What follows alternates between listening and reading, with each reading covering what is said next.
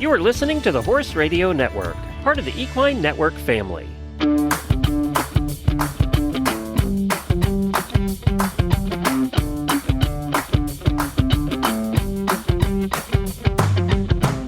Welcome to this episode of the Business of Practice podcast, where we focus on the business and human sides of equine veterinary medicine.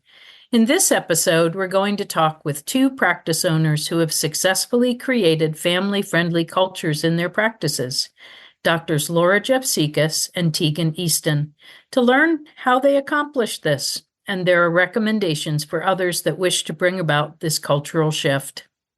I'm your host, Dr. Amy Grice, business consultant and former equine practice owner. The Business of Practice podcast is brought to you in 2024 by CareCredit. Dr. Laura Javsicas grew up outside Philadelphia, Pennsylvania, where she enjoyed riding hunters and jumpers. She received a bachelor's degree in biology from Cornell University and her VMD from the University of Pennsylvania School of Veterinary Medicine. After a one-year internship at Haggard Equine Medical Institute in Lexington, Kentucky, she completed a 3-year residency in equine internal medicine at the University of Florida and became board certified by the American College of Veterinary Internal Medicine. Following her residency, she stayed on at the University of Florida as a member of the faculty until 2009, when she moved to Saratoga Springs, where she provided in-hospital internal medicine services and general ambulatory care until joining Rhinebeck Equine in 2013. Dr. Javsicas is Rhinebeck Equine's managing partner, internship coordinator, and chief internist. She serves on the board of the Zweig Committee for Equine Research and previously served on the Scientific Review and Education Committee of the AAEP. She and her husband have 2 sons. Dr. Tegan Easton was raised in Humble, Texas, and received her Master's of Veterinary Medicine with a focus in equine reproduction, as well as her Doctor of Veterinary Medicine from the Texas A&M University College of Veterinary Medicine. Dr. Easton completed an internship at Pioneer Equine in Oakdale, California, where she then stayed on as an associate until 2011. In 2017, Dr. Easton opened Phoenix Equine Veterinary Services in Arizona, focusing on sports medicine, reproduction, and general health practice, including advanced dentistry. She is also certified in veterinary chiropractic. Dr. Easton is a current AAEP board member and has also served on several committees in the organization. She is family-oriented and enjoys watching her 3 children as they grow into equestrians and agriculturally minded young people. Welcome, Drs. Javsicas and Easton. It's so great to have you today. Thank you for having us. Thanks for having me. Yeah, so glad to have you. As our industry's gender has shifted to a majority of equine veterinarians being female, it seems like having a family-friendly culture matters more than ever. And you guys have really done amazing things with creating family-friendly cultures in your practices. But to start, how would you even define a family-friendly culture? I think it's kind of like pornography. You know it when you see it or feel it, right? But what does it look like? What does it feel like? Dr. Javsicas? Yeah, I actually find it a bit challenging to define because, as you said, I think you sort of know it when you see it, but it's hard to put it into words. But I think for me and for us here at Rhinebeck Equine, really the word that kept coming to mind is flexibility. And I think having a culture that accepts that people will need some flexibility for the many unpredictable and even predictable things that will come up when dealing with children. And I think also what I've come to realize is it's not just those of us that have children or young children, but also those of us who are experiencing the sandwich generation and who are dealing with aging parents as well. And so I think having a culture where it is acceptable to sometimes need to prioritize those things over your having a very set schedule on a day-to-day basis really is where, at least for me, that's where everything kind of has to start. I love how you chose one word, and that one, like flexibility. Dr. Easton, when you think about a family-friendly culture, what word comes to mind and how would you define it? It's funny enough, that was my exact word that I was planning. The flexibility is so critical, whether that is a different start time or understanding that we have kids to pick up or family members to accommodate regardless of the age. Flexibility is really key in my life, especially. And so the women that I've worked with, had the pleasure working with, it's the same thing, just being able to understand that and exactly from 8 to 5 doesn't typically work for a family-oriented practice. And it also means being okay that you might have an additional assistant that's a minor in your truck. And I think developing an atmosphere and even within our clients and having that understanding. So flexibility in all aspects, whether it's the practice owner, your clients, the staff, knowing that, things can change at a moment notice, not just based on emergencies, but family needs and such. So flexibility is definitely I think the most critical part and the primary part of what, when it comes to being family oriented in a practice. I have to say, I think you both are spot on. Absolutely. Both of you had experiences in veterinary medicine along the way before you started your own families. And what did you feel like was the biggest barrier to having a family-friendly culture in your experiences? And then how did you move past that when you had your own ability to kind of shape things? Dr. Easton, how was that for you? Yeah, if I'm going to be really frank, yeah, it's definitely the practice owners that I was with and I don't know if it was just me because I perceived it that it was going to be that way. And then after discussing with it, I feel like there's a lot more even older generations that are understanding and willing to make that flexibility. But truly, I think the root of it is clients and whether we're perceiving that or having that change and then us not being available for them. And clients have been the hardest. I think when I look to how I'm going to practice and having them understand that I need to have that flexibility, and that might mean that I might not make it during the barn hours, but I can I have a completely supportive spouse that we work as a team, even at home. And that's been critical, and having that support system there. And I'm lucky to have a husband that understands that because he's been in the horse industry prior to us having children and knowing veterinarians. The adjustment is just first realizing that I can do this, and people were a lot more understanding. So if I really think about it, it was probably my own mental block. I think most people are really understanding and know those kinds of changes and the necessity and just how the family dynamic and also equine practice is changing. Clients see that and feel it, and they've been a lot more welcoming than I thought. So once I got past my own barrier, I was okay. Just one instance, my husband, unbeknownst to me, got me a personalized license plate, and we only had 2 children. We currently have 3, but a license plate on my work vehicle because we moved to a different state, and he thought I would just love it. And it said DVM Mom.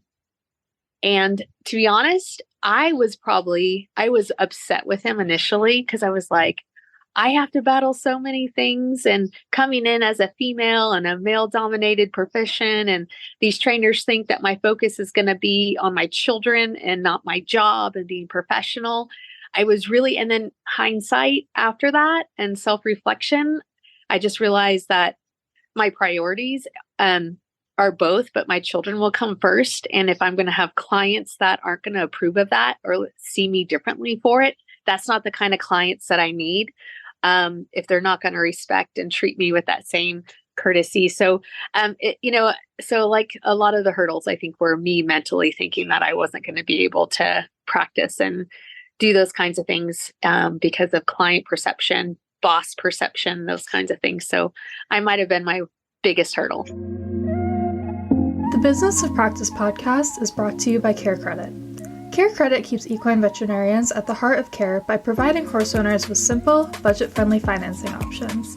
By helping to bridge the gap between costs and care, CareCredit supports healthy financial relationships between veterinarians and their clients. Clients have a flexible way to pay over time for all types of care, and practices get paid in 2 business days. It's a payment experience everyone can feel good about. It's interesting how you said that you want to make sure that you attract the kind of clients that want who you are.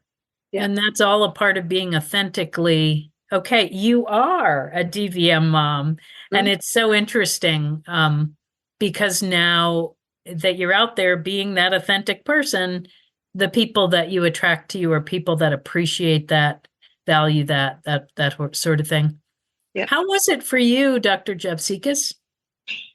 Yeah, I definitely agree with everything Dr. Easton said. And I think it often is the barriers in our head as very hardwired, generally type A individuals who also, I think many of us derive so much satisfaction from that client relationship. And it is really hard not to feel like you're letting them down.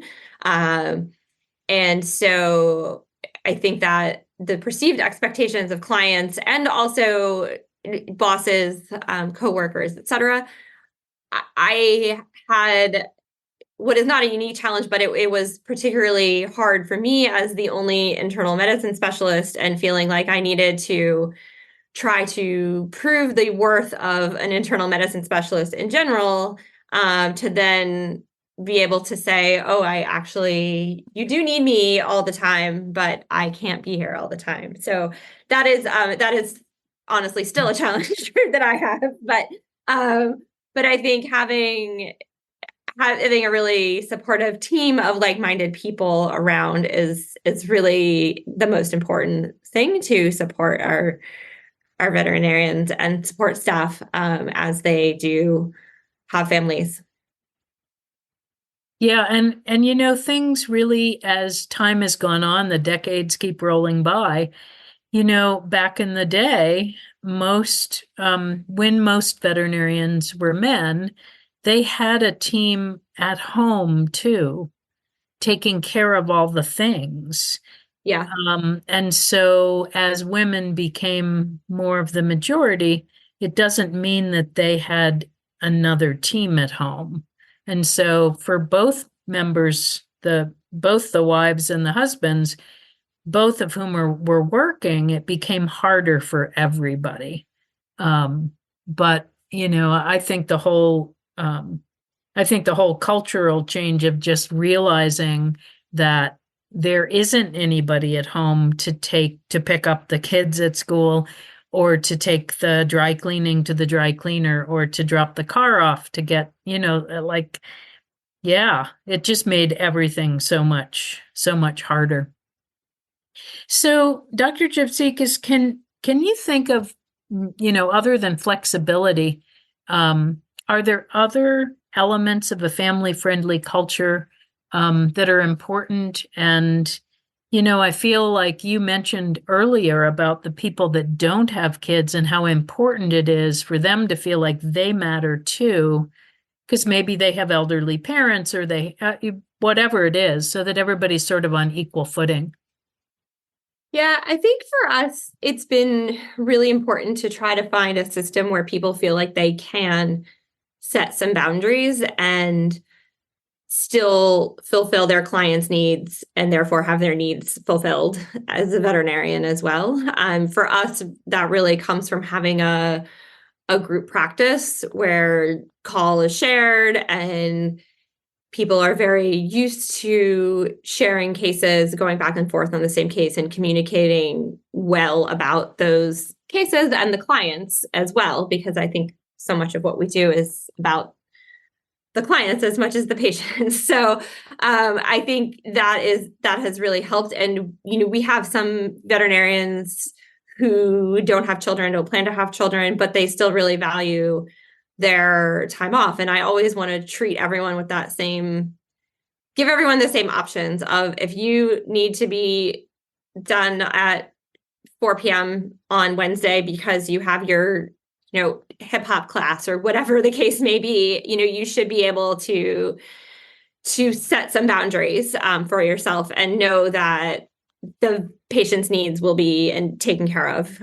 during that time frame. And so I think creating a culture like that is what allows people to then feel like they can be gone for a longer period of time for maternity leave and not have everything fall apart, and know that they will come back to still having clients that are very happy to see them, but we're also okay with them being gone. And yes, things may change a bit, but in the long run, I thought it was going to be a huge deal to be out on maternity leave, and really realized that's just a very small portion of your life as a parent. So it's the years after that are much larger portion to try to navigate. So I think for us, having a group practice where we try to support each other and it's not a huge problem if somebody needs to come in late at the last minute because they have another snow delay, as we deal with all the time, or their parents' caretaker doesn't show up on time, or whatever the case may be, that there's enough swapping off of responsibilities that people feel like it all ends up working out in the end, and no one's getting kind of the short end of the stick. It sounds like, just that team approach where everybody has each other's backs is something that you've been able to accomplish, and that everybody feels it, which is what makes it work, because everybody's needs are different. Yeah. Even when they have kids or, elderly parents or whatever, you just don't know. Sometimes it's that their dog has to go to the vet, or Right. something's happening. So, Dr. Easton, you don't have snow days in Arizona. But I'm sure you share some of those same challenges. Absolutely. So I know it's not snow, but it gets so miserably hot and difficult to work in the summertime here. So a lot of veterinarians will start early so they can get done early. Well, what that meant for me in my practice, it felt like I'd start earlier, and that ended up we would just work more. And just because, that just didn't. So I actually gravitated back to, even in the middle of summer, starting at the same time, just so we weren't, because as veterinarians, you want to help and you want to be there. So emergencies, we have tons of heat stroke and tons of colic and tons of things that happen because of the heat.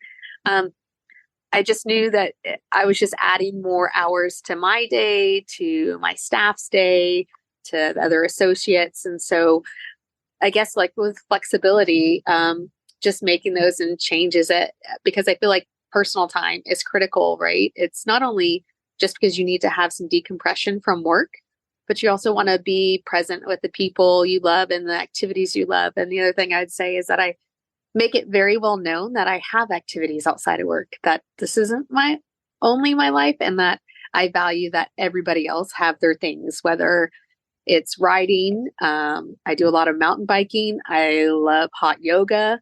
I have, I guess I'd say, forced my staff to come and join me in that. And I think just to share in those experiences and also welcome their family and friends and their partners into work activities and incorporate them so everybody can see that we have lives outside of work. So I try to incorporate that into our practice so we can all realize that there's a lot more to us than just the professions and the careers that we've chosen. All right. So now I'm intrigued about the hot yoga. So do you go out on the patio in the summer and do yoga under the sunshine? You could, but the sun in the summertime here feels like it literally is blistering your skin. So Uh-huh. it's a steam room, so the temperature is pretty hot, but then they also add humidity, which we don't have here. So you're literally dripping sweat from your nose. We did You it could as just go to Rhinebeck in August and do that. Exactly. okay, a lot of money to do that. But So what about like parental leave, maternity leave, or paternity leave? Dr. Easton, like, how did you handle that in your practice? yeah, so funny enough, the women that I've had work with me have either not had children and or we had already had our children. And so personally I have not had to deal with, but because I have some young associates and in the future, trying to be able to like financially accommodate that and prepare them. It's not that we've talked about it. I'm totally prepared, but some things that I've discussed with my financial advisor is maybe doing some short-term investment accounts that I would do a matching program if they wanted to do that instead of the 401k to kind of prep for that. However, nobody's taken me up on it. But I'd love to hear some other ideas on how to prepare, especially a small practice like mine, to be able to financially have some compensation. Because when I was on maternity leave, with all three of my children, I was working for someone else. And granted, I did have maternity leave, but there was no financial compensation. And I know that just made a little bit of a hardship for us. And so I prepared for it personally, my husband and I. But that's something that I would be interested in providing and have as an option as far as, matching programs in preparation for that and short-term investment accounts. But I'd be curious to see how others or smaller practices handle that.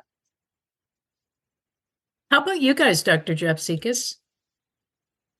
Yes, so we've changed in the last few years. When I was on leave, I also had no financial compensation apart from what came from the state. However, New York State does actually have a different system now that we pay into as employers, the New York Paid Family Leave benefit, it's called officially, which does cover a portion of an employee's salary during their leave. And so what we decided to do is basically build on that.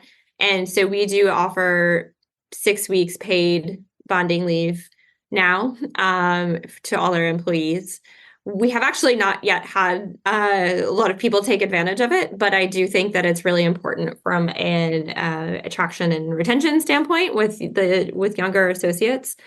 So I'm pretty happy about being able to offer that. And then they are able to take additional leave unpaid if they opt to do that as well. So I wish that it could be more generous, but I do think that easing that financial burden a bit can be very helpful. I would agree. And I'm sure Dr. Easton remembers this with the commission, the AAEP Commission Compensation Committee survey. We only had 11% of practices that offered any paid maternity or parental leave kind of help for people. And I do think, Dr. Javsicas, that you're onto it when, as far as attraction and retention. One of the things that I could think about would be, especially if you don't have anybody like chomping at the bit right now to take that leave, would be, since interest rates are so high right now, would simply be to put some money in a high yield savings account and just kind of commit yourself to, putting a little money there every year. And then when and it's growing for you. I like your investment idea, Dr. Easton, because I think if practice is simply committed to, when this happens, I want to have a little pool of money. And when you think about what amount 6 weeks of base salary is, it's not huge. No. It's not the huge. other thing. We do also offer plans through AFLAC for short-term disability.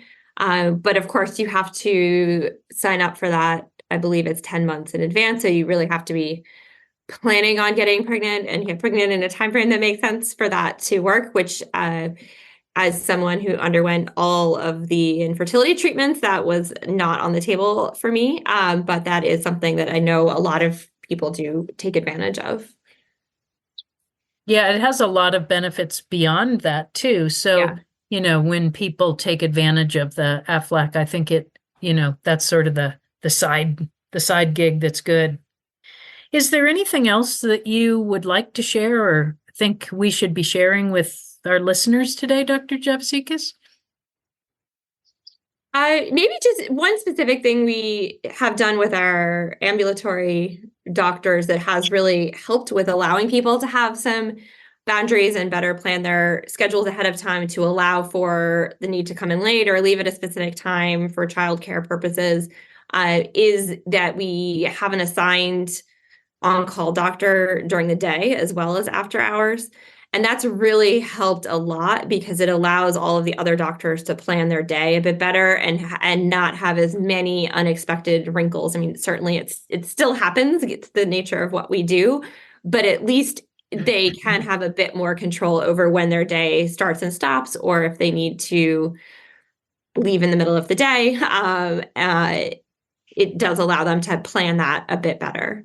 So that's been something that we changed that has been really beneficial for all. And again, just for everyone to have those boundaries, even if they're not kid or family related at all. But it's certainly very important for those of us who need to pick up children at a certain time or be home to meet the bus and all those sorts of things. Well, it's a wonderful idea because I can remember, just looking forward all day on a beautiful day, a day like today, beautiful, where I was going to go get on my horse because I wasn't on call.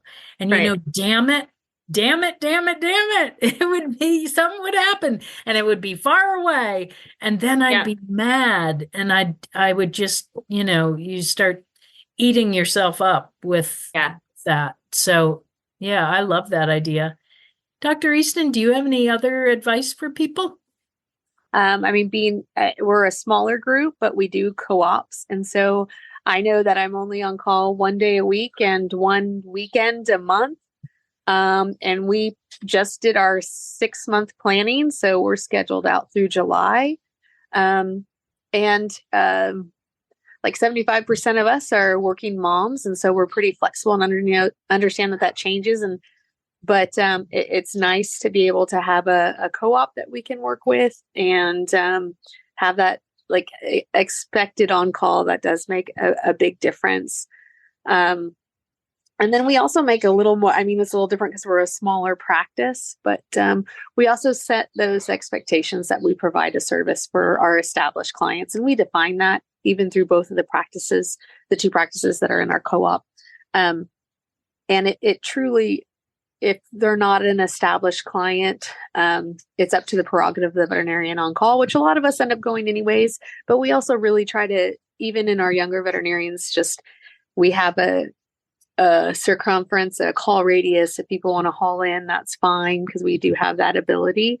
But truly, if they want to grow their clientele, it truly is up to their prerogative. But our expectations are that they're established clients and they're within our call radius, they can haul in so that they don't feel like they're obligated to address everything that comes in. Most of the stuff we are in training barns. So those calls are usually fairly early in the day and we can address them or even triage them if needed. And we do have the luxury that there are tons of referral hospitals around us. So that makes it a little easier. So I understand those kinds of situations, but just having those parameters set and kind of everybody's completely clear on what the expectations are, that also helps. And I think it gives some, what's the word I'm looking for? Allows the individual veterinarian to, have that standard of what is expected and that, we're a team and we always will help out also if they need anything. So if they need help, we're always here and we're really flexible with each other knowing that. So that's a nice thing to have in our group. And I love that you have provided each doctor with choice, Yeah. because having choice really makes everything better. It's when you don't have any choices and there's just this heavy expectation that it becomes a heavy load to carry. Well, thank you both so much for joining us today. Dr. Javsicas, Dr. Easton, it's wonderful to have had you. And thank you all for listening to the Business of Practice podcast. And a great big thanks to our sponsor, CareCredit. And to all my listeners out there, be brave and embrace change.